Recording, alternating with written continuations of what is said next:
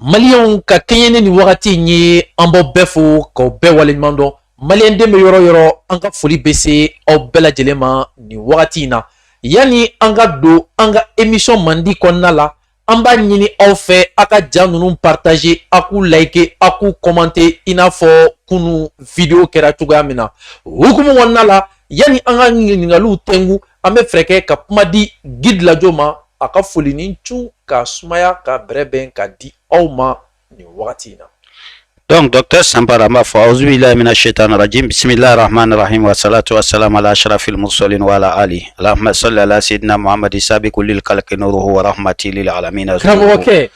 Donc, o temelen ko fe ka era fo ko sebe ki wala nyumando, donc ka Sempa Vision chakela obela jelen fo. Ka obela jele wala nyumando mun fana be sigi ka name ani ka laje platform bela jele nga foli ani tanoli buye. Donc ka foku ni che ani ou ka encouragement nou ka faso de nyumala.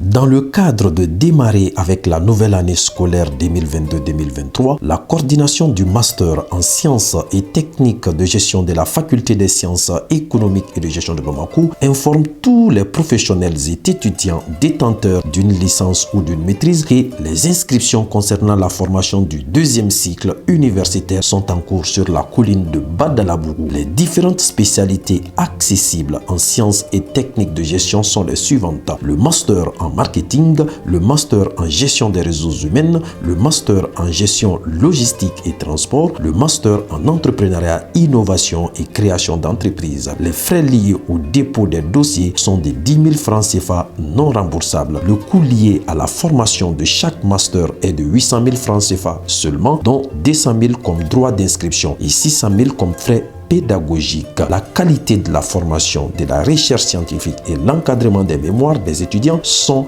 les premiers soucis de cette coordination. Pour plus d'informations, contactez le 76 46 34 02 ou le 74 17 44 11 ou le 83 01 11 74 ou le 77 53 07 06. Chers étudiants, la coordination du master en sciences et techniques de gestion de la FSEC sont à votre disposition.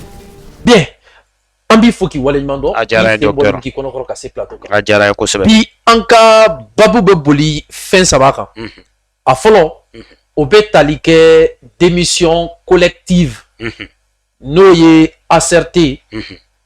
Isa Kaujimi asserté mbla senga. Anya ye shifina ton chaman ba konnala. Nous fora nyonko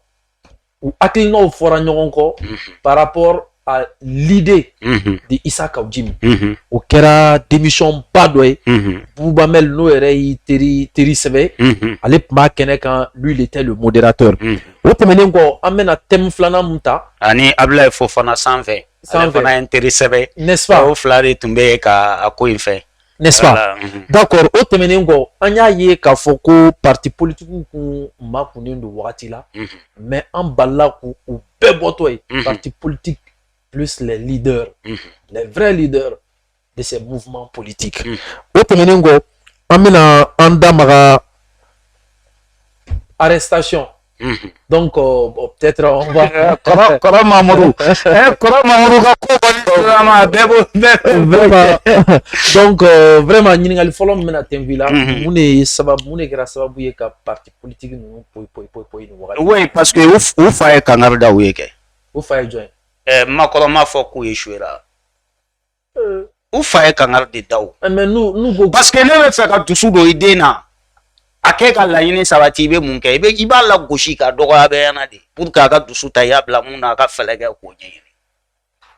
ne kui mango makoronga partout échouera akorote ka foko ou desera ka maligla makoro ka foko classe politique échouera ou boko kuma kele onde mais anga politique mo da ka sorti numbela ou be ka fode ka foko politique mo manki sigi ko ka sodasike ka jamana mara ko parce que sodasike ka barate jamana mara sodasike ka bara de kata mugu ci ka jamana lakana iba ya leader politique fait on fait ka kulebi fait on fait ka kuma bi parce que u fa ka kuma ye choc de k'u la quoi. Mais est-ce que tɛna kɛ sababu ye u k'u cɛsiri ka baara kɛ a kɛcogo la wa? Ka baara jumɛn k'a kɛcogo la mun fɔr'u ye o ye ka transition déstabiliser de ka transition ci k'o bɔ yen ka fanga lasegin parti politique ma parce que France ni Union européenne bɛ se k'u sago sɔrɔ parti politique. N'i ye ka analyser wa nin ye tiɲɛ ye. Est-ce que ma fili? N bɛ ka kuma de f'i ye ni ne tiɲɛ non. Mais mun b'a yira n na ko ye tiɲɛ ye? Mun b'a yira la ko tiɲɛ don i b'a dɔn wa? C'est parce que an mɔgɔ o mɔgɔ bɛ n'i sigi ka kuma o kuma mun fɔ kɛnɛ kan dɔw wɛrɛw tɛ o hakilimaw de bɛ yen fɛn o fɛn mun mana na an b'an sigi de bɛɛ de bɛ n'i sigi k'i hakilinanta fɔ an bɛ jamukan min yɛrɛ kɔnɔ a tɔgɔ i fɛla fɔ tɛ ni fɛn o fɛn mun kɛra politiquement e b'a faamu cogo min o de ye ka tiɲɛ ye o. Mais n'i ye ko ta k'a lajɛ a bɛ n'a fɔ cɛ in yɛrɛ ɲinitɔ de ye nin fɔ. A yɛrɛ ɲinitɔ tɛ Faransi ka bon o ma. Faransi tɛ jamana ye n'a fɔ y'a président cogoya dɔ la a bɛ se ka ko ka kuma u bɛ kuma o kuma mun b'u da quel qu'en soit hali n'a kɛra phrase fitinin ye e de m'a faamu n'o tɛ a bɔyɔrɔ ka ca wa kɔrɔ dɔ de b'a la laɲini dɔ de b'a la. Faransi ye jamana belebeleba de ye diɲɛ politique mondial la. A président ka kumakan kelen o kumakan kelen surtout mun bɛ fɔ publiquement batara kumaw tɛ dɛ. Ko Mali classe politique échouera fɔra don mun na ni bi cɛ mɔgɔw tulo kɔrɔla lafiyara tuguni a. N y'a ye yɛrɛ k'a fɔ Mamadou Youssouf Bathily ka plateau kan a y'a fa wele n'o ye maître Mamadou Ali Bathily a ko Kawjim tun kɛlen don k'i da de k'ale y'a fɔ a ye k'a fɔ ko Kawjim ka da de in kɔ kɔnɔna na ko ale ko de i bɛ se que ko transition y'a miiri de k'a fɔ ko u ka kumakɛlaw da sera olu da la o kɔrɔ ye ko n'u da de bilen u ka kuma a ye nin fɔ o kɔrɔ ye k'a fɔ u bɛɛ ka kuma u bɛɛ ka wuli sisan u ka kuma. Mais o ye kelen ye filanan ye mun ye ninnu bɛɛ bɛ ka wuli i b'a ye nin bɛ bɔ ka conférence kɛ bi sini nin fana bɛ poyi yan fɛ ka conférence kɛ sinikɛnɛ nin bɛ poyi ka conférence kɛ a tɛ ka kɛ ɲɔgɔn fɛ wa u bɛɛ bɛ ɲɔgɔn invité ka taa ɲɔgɔn ka kɛnɛw kan mɛ u taga o taga kɛnɛ kan masuba kuma subahana kuma foyi wɛrɛ tɛ yen jamana marabagaw ko u échouera k'u dɛsɛra k'u ka fanga bila dɔrɔn k'u ka élection organiser k'u ka taa dɔrɔn nin de bɛ yen dɔw dun de fana ye Faransi ka laɲini o de ye Union européenne ka laɲini bon olu bolo k'a fɔ ani Faransi ni Union européenne ninnu ka hakilina b'a kɔnɔna na olu b'a miiri de k'a fɔ ko vote ni élection o dɔrɔn de ye démocratie ye bon o bɛ k'o kuma de mɛn ninnu da n'i y'a ye k'a fɔ u b'a fɔ ko classe politique échouera c'est parce que kuma wɛrɛ tɛ ko ye u b'a fɔ de k'a fɔ n'i y'a ye k'a fɔ sɔrɔdasikɛ bɛ na jamana mara ka ni parti baden to yen ka ni leader politique baden to yen ka ni ninnu fɛn baden ninnu to yen nɔ pourquoi sɔrɔdasikɛ bɛ na mara kɛ ka ninnu to yen c'est que u échouera donc kuma in de u fa ka kuma de ye choc k'u la. Makɔrɔn ka kuma de ye choc kɛ o de y'a to u bɛɛ wulilen don k'u jɔ. U bɛɛ bɛ ka mankan ci kumakan kelen dakuruɲɛ kelen slogan kelen sɔrɔdasi man kan ka jamana mara sɔrɔdasikɛ ka ɲi fɔlɔ de la ka jamana lakana o kuma u ka élection organiser u ka taa ni élection u b'a dɔn k'a fɔ an bɛ yɔrɔ min na komi bi gɛlɛya caman b'a la parce que financièrement a bɛ labɛn de lakana sira fɛ wajibi don a bɛ labɛn ani labɛn caman b'a la dɔw b'a fɔ ko ninnu tɛna se k'o kɛ donc a bɛ bilen k'a da u tɛgɛ u bɛ obligé maintenant ka accord ɲini ni parti politique ye walasa jamana ka suma donc n'o accord n'u ko b'o ɲini ni parti politique ye sa parti politique fana de b'a ɲini maintenant k'u sɔri fanga kɔnɔ k'a kɛ gouvernement taɲini national ye walasa u ka se k'u préparer ka se ka fɛn kɛ donc o laɲini fana kɔnɔ gouvernement taɲini national o kɔrɔ ye jumɛn fɛnɛ gouvernement taɲini national o ye mun ye e ka parti bɛ don ne ka parti bɛ don e ka parti bɛ kɛ gouvernement la ne ta bɛ k'a la donc si tɛ tigi tɛ falisiw la suruku tɛ sira ala ɲɛ ne kɛra ministère mun ministre ye e b'i ka parti mɔgɔ dɔ ta k'o kɛ directeur de cabinet yɔrɔ dɔ la ka dɔ kɛ secrétaire général yɔrɔ dɔ la ka taa dɔ kɛ chargé de mission yɔrɔ dɔ la donc ka taa dɔ kɛ directeur national yɔrɔ dɔ la i n'a fɔ trésor i n'a fɔ douane i n'a fɔ fɛnw jamana nafolo sɔrɔ siraw impôt donc k'i ka mɔgɔw placer donc olu bɛ ka tila ka marché ta k'a di a ka parti entrepreneur ma o de gouvernement taɲini national ye donc o la olu bɛ se ka parti financer maintenant ka taa élection na sinon an filɛ yɔrɔ min na komi bi parti ninnu maralen caman dunna dɛ dɔrɔmɛ tɛ yen hali na ko an ka taa n bɛna fɛn dɔ f'i ye kabako dan ye mun ye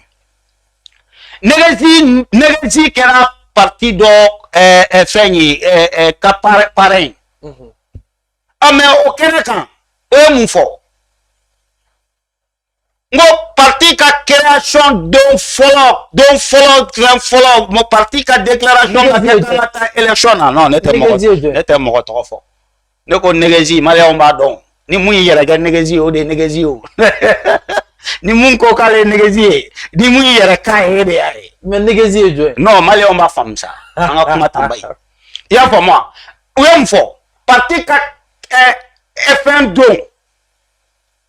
fɛn fɔlɔ parti kura créé don meeting fɔlɔ ka kumakan ka kɛ ko an ka élection organisé an ka taa ka fanga bila e ni ala cɛ o ye mun kuma sugu ye parti min créera bi maire t'i bolo député t'i bolo conseiller t'i bolo foyi t'i bolo e yɛrɛ tun tɛ e don fɔlɔ min na yɛrɛ ka dengudi bɛ ka kɛ o don fɔlɔ yɛrɛ k'a fɔ k'an ka taa élection na hali n'a fɔra ko o ka taa élection na e bɛ na jɔn kɛ candidat ye candidat b'i bolo wa fanga jumɛn b'i bolo ka taa élection na mais a kuma kɔrɔ ye jumɛn ye i b'a ye k'a fɔ kuma labɛnnen don kuma kerelenw don parce que mɔgɔw ka faamu waati dɔ de tɛmɛna jamana in tun bɛ ka mara duw de kɔnɔ quoi kuluba tun tɛ mɔgɔ dɔw de tun bɛ yen mun tun b'u yɛrɛ kɛ diinɛ ɲɛmɔgɔw ye mun b'u yɛrɛ kɛ jamana mɔgɔbaw ye mun kɛlen don ka mɔgɔba kolokiw don président ni premier ministre de tun bɛ jigin ka t'olu de fɛ yen jamana kunkanko kumaw tun bɛ taa fɔ olu de ka salon kɔnɔ il faut k'o de ka dabila n'olu tun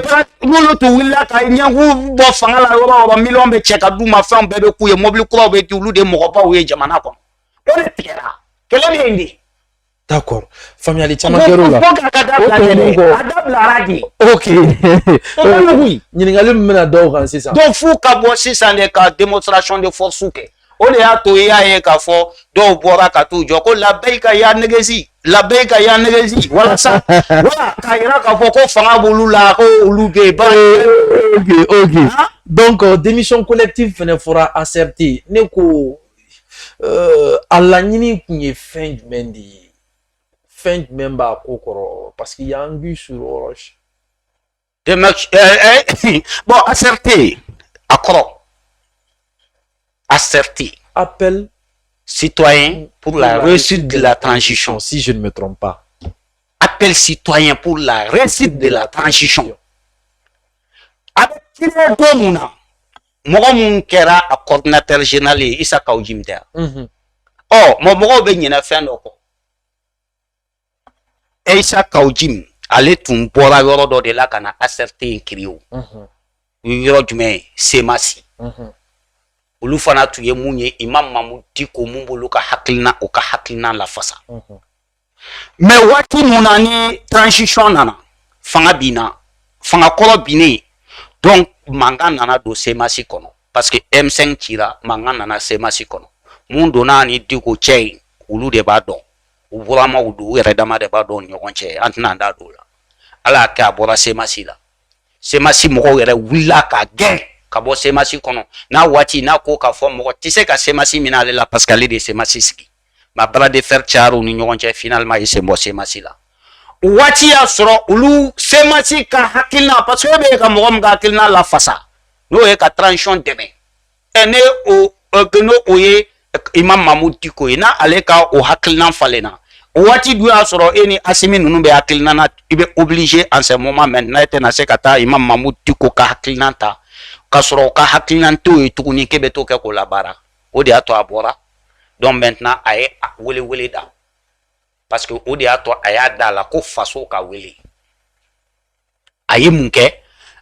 u ye mɔgɔw wele o tuma aw jɔn de bɛ yen bi mun ka hakilina ye an bɛ se ka Asimi ninnu dɛmɛ ka transition dɛmɛ les 5 colonels k'u dɛmɛ o don ale de wuli ka jɔ kɛ ka Asimi ninnu yira bɛɛ la k'a fɔ olu de solution ye imperturbable patriote tant donc ala y'a kɛ jama bɔra fan bɛɛ entrepreneur b'a la jɔnw ba mɔgɔ sugu bɛɛ b'a la u nana fɛn o fɛn ka hakilina to waati ka transition lafasa olu bɛɛ sɔnna ka fara ɲɔgɔn kan o de kɛra ACRT ye ɔ bon donc maintenant ne ye jama wele o kan ni e ni olu tilara ka bila ɲɔgɔn na n'aw kɛlɛra n'i ko k'i bɛ sira falen olu dun nakun ye transition dɛmɛli de ye n'i ma kan jɔnjɔn f'olu olu tɛ tugu i kɔ dɛ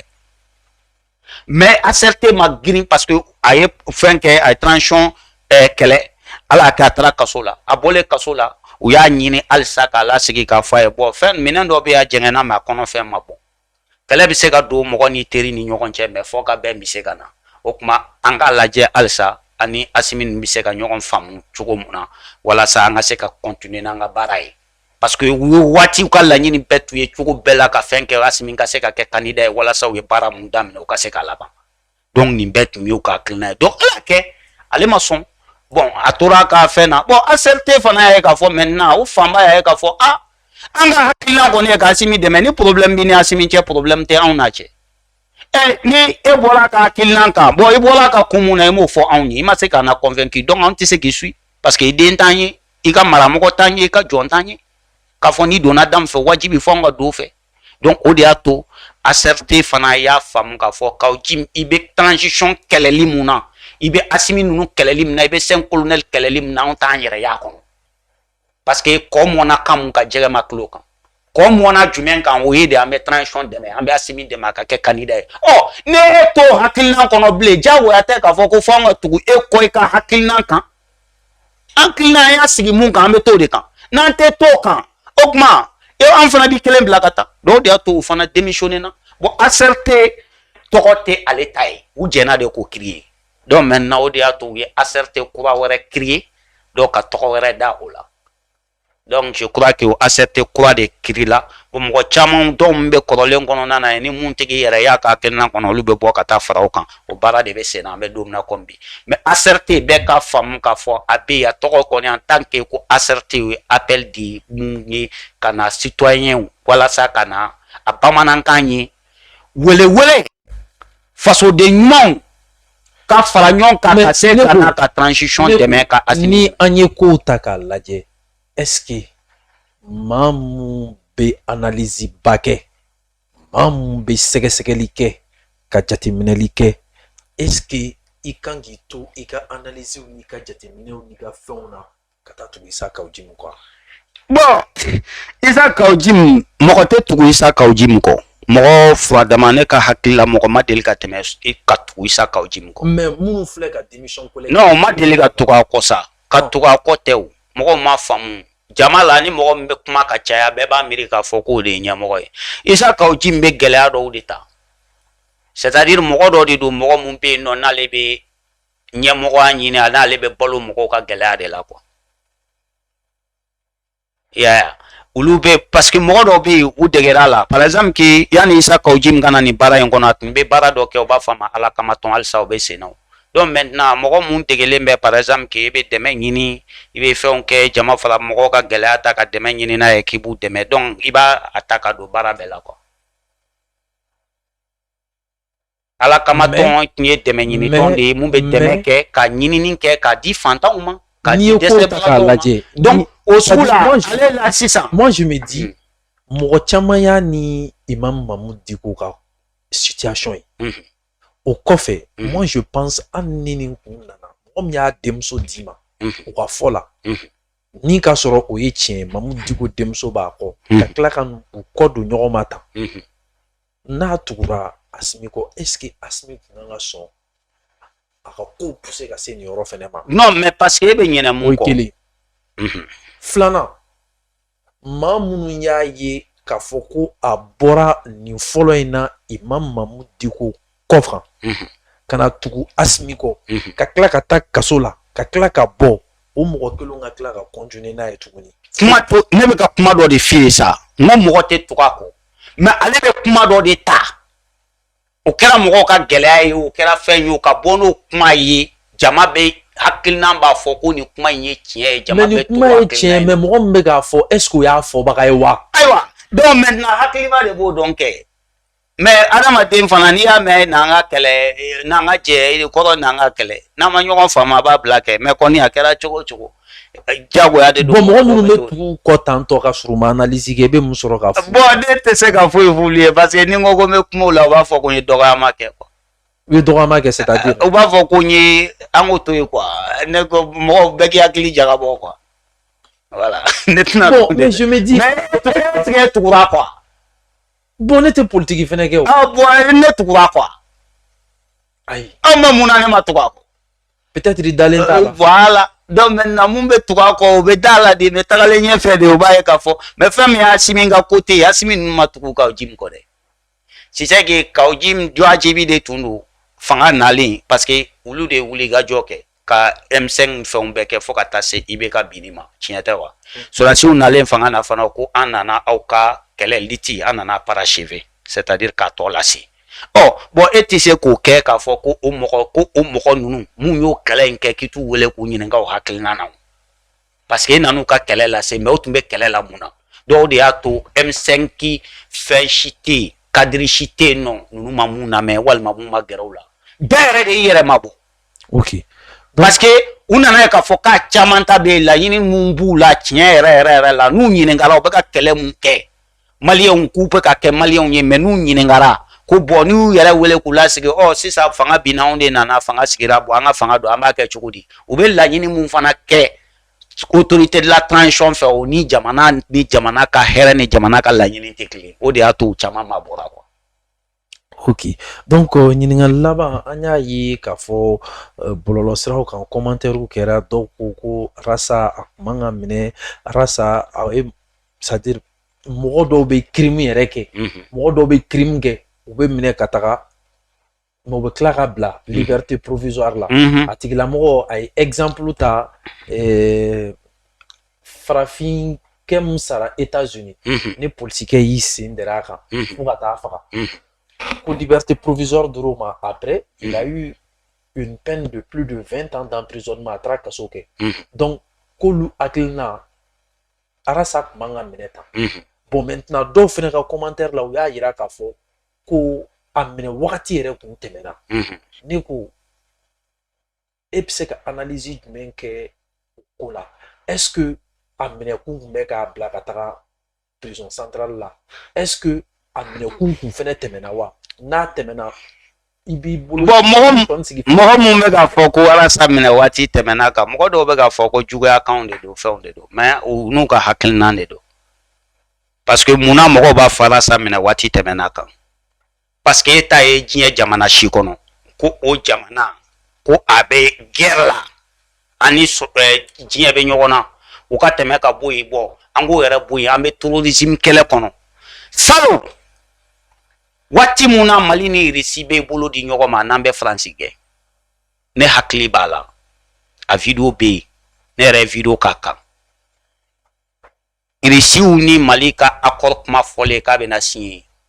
Amadu Kufa ni Yagagali bɔra ka communiqué kɛ ka bagabaga kɛ ka ultimatum lancer k'a fɔ ko ni Mali ni Russie tɛgɛ di ɲɔgɔn ma ko olu bɛ dugu bɛɛ ci u b'a to u b'a bɔ a ka crédit ka taa communiqué Arasa y'a ta ka t'i sigi a ka plateau kan ka kalan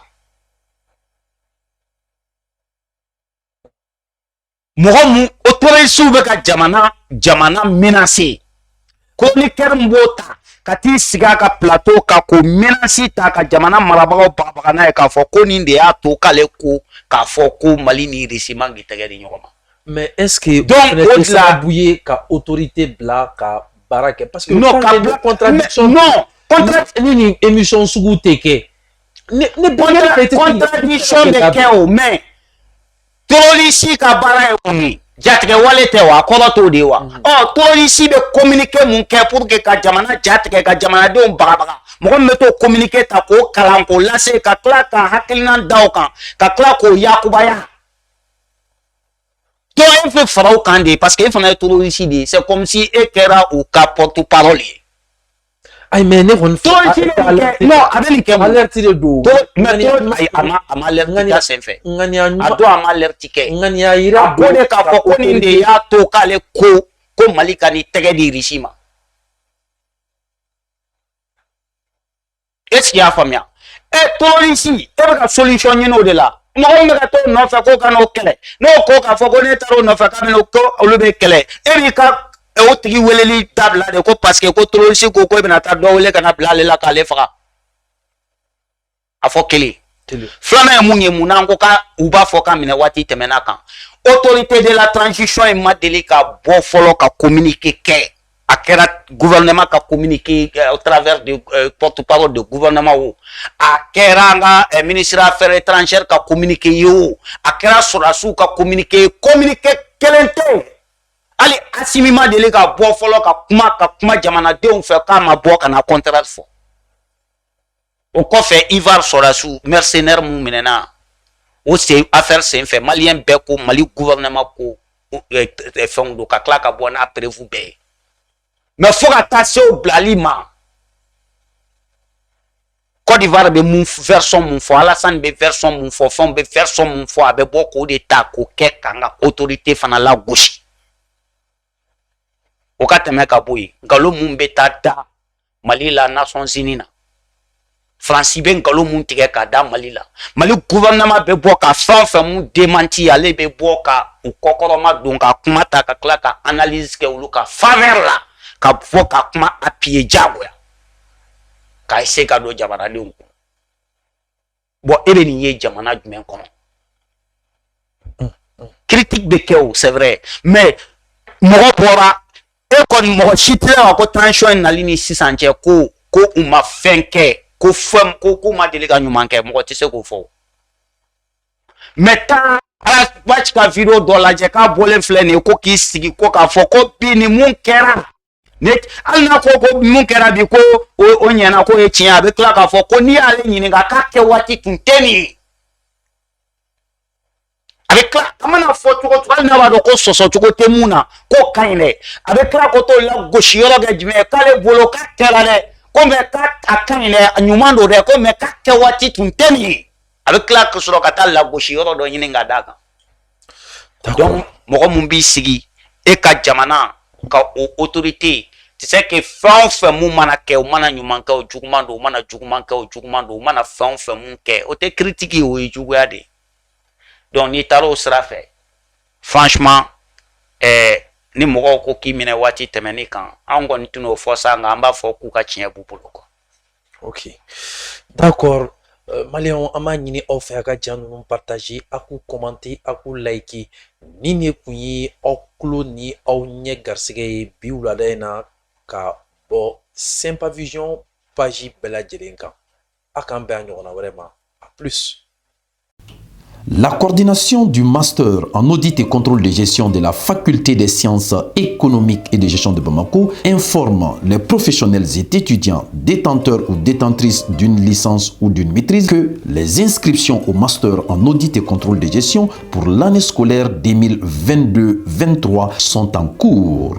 La coordination du master en audit et contrôle de gestion vous offre des formations suivantes. Le master en audit et contrôle de gestion, le master en finances publiques, le master en gestion des projets. Les frais de dépôt des dossiers sont de 10 000 francs non remboursables. Le coût total de la formation est de 1 500 000 pour le master en audit et contrôle de gestion, 1 million pour le master en finances publiques, 800 000 pour le master en gestion des projets. Si vous voulez devenir spécialiste dans les domaines précités tout en bénéficiant d'un bon encadrement, alors contactez la coordination au 66 79 98 03 ou au 79 27 42 89 ou au 76 10 61 31 ou encore au 78 24 26 56. La coordination du master en audit et contrôle de gestion est une aubaine pour les professionnels et étudiants. La coordination du master en économie appliquée au développement en collaboration avec ses partenaires internationaux informe les professionnels et étudiants en économie que les inscriptions sont actuellement en cours. Les offres de formation de cette coordination sont les suivantes: le master en économie du travail et des ressources humaines, le master en économie et politique agricole, le master en économie, environnement et développement durable, le master en économie et ingénierie financière et le master en économie internationale de développement. Les frais de dépôt des dossiers sont de 10 000 francs CFA non remboursables. Le coût total de la formation pour les 4 semestres est de 1 500 000 pour chaque master. Pour vos besoins de recherche future en économie, contactez le 65 73 64 62 ou le 76 31 54 66. La coordination du master en économie appliquée au développement proche de vous pour vos soucis d'encadrement. La coordination du master recherche en économie quantitative et calculable porte à la connaissance des professionnels et étudiants détenteurs d'une licence en économie, en mathématiques et en statistiques appliquées que l'ouverture des inscriptions au titre de l'année universitaire 2022-2023 sur la colline de Badalabougou sont en cours. L'économie quantitative et calculable est une spécialité qui vous rend apte à utiliser les outils mathématiques et statistiques adaptés pour mieux expliquer ou prévoir les différentes variables économiques. L'offre de formation de cette coordination est formidable et unique sur toute l'étendue du territoire national. Les frais de dépôt des dossiers sont de 10 000 francs non remboursables. Le coût total de la formation de cette filière est d'1 200 000 francs CFA. Pour vos soucis de renforcement en modélisation et en équilibre général en sciences économiques, n'hésitez pas à contacter la coordination du master en économie quantitative et calculable au 60 49 09 44 ou au 93 91 22 59. Avec cette coordination, la qualité de la formation et de la recherche scientifique est garantie. Dans le cadre de faciliter l'accès des étudiants et des nouveaux bacheliers à la formation continue, la coordination du master en audit et contrôle de gestion vous informe de l'ouverture des inscriptions à la formation continue à un prix unique.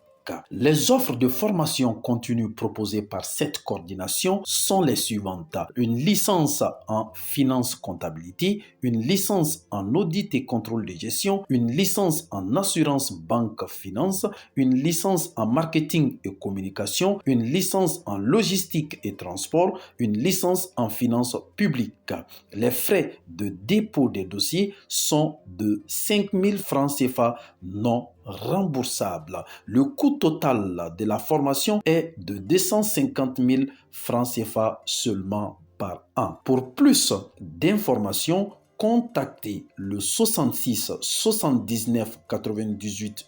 03 ou le 79 27 42 89 ou le 76 10 61 31 ou le 78 24 26 56. Avec cette coordination, la politique de prix est au rendez-vous. La coordination du master en analyse quantitative, planification et évaluation des politiques de développement informe les professionnels et étudiants détenteurs ou détentrices d'une licence en économie, en mathématiques et en statistiques appliquées que les inscriptions concernant ce master pour l'année scolaire 2022-2023 sont en cours. L'analyse quantitative, la planification et l'évaluation des politiques de développement sont des spécialités qui vous rendent aptes à utiliser les outils mathématiques, statistiques et économiques adéquats pour mieux expliquer ou prévoir les phénomènes par le biais de données historiques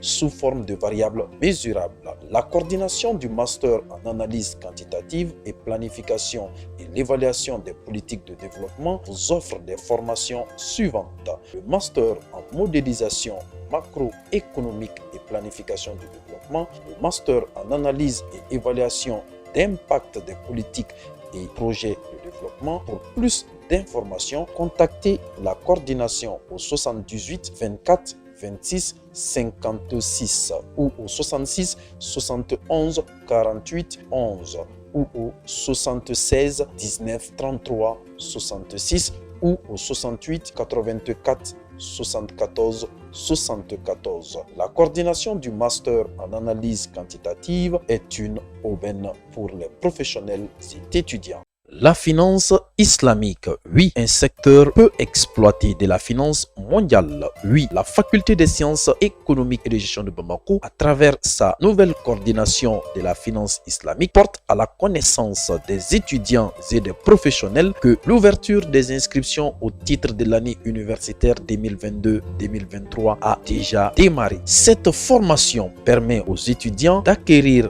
les compétences de la finance fondée sur les principes de la loi islamique, la charia et cherche à transmettre une vision de justice, d'équité et de transparence. Elle permet aussi aux auditeurs d'entamer directement une carrière de cadre supérieur dans les banques, les sociétés de financement, les sociétés de bourse et de gestion de portefeuille. Pour vos soucis de renforcement en finance islamique, n'hésitez pas à contacter la coordination du master en finance islamique au 83 01 11 74 ou au 76 45 81 52 ou au 66 71 48 11.